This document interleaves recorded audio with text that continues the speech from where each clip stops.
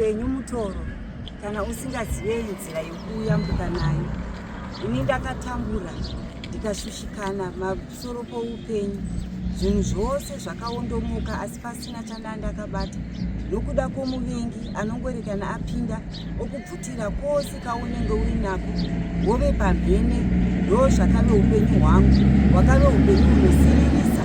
Asi dare pano pasowe nababa magirazi nomuhaifiti ndatoudzwawo nevamwe kuti madaiwo pamwe mungakunda.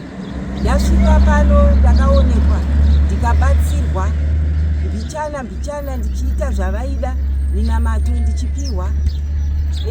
Ndakamboshupika zvokuti handikwanise kutsanangudza, asi nhasi unoyu ndagona kuyambutswa ndiri pano pasowe ramadzibaba magirazi, ndichiuya ndichibatana navo pamiteuro inenge ichinzi ndiite.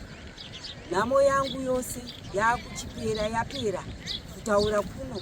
Ndayambukawo ndakukwanisawo kukwira ndege kuti ndiyamuke kuenda mhiri kunoshandawo sevamwe, asi zvese zvairapa nokuda kwesowe rino nokubatsirwa namadzibaba magirazi. Aiwa, ndayambuka ndichitenda Musiki anoramba achivapawo nyasha dzokuti vagone kuramba vachitibatsirawo. Ndapinda munzira, inyika dzakawanda dziri kutondida, asi zvose zvabva pano pasowe ramadzibaba magirazi. Zvanandisina kumbotarisira kuti ndingabudawo muno munyika yeZimbabwe kunoshanda. Aiwa, zvaitika nokuda kwesowe rino rababa magirazi. Ndinopa kutenda zvikuru kune vose vari kudawo kubatsirika. Aiwa, makasununguka kuenda munobatsirwawo. Chokwadi munoyambuka, musingafungire.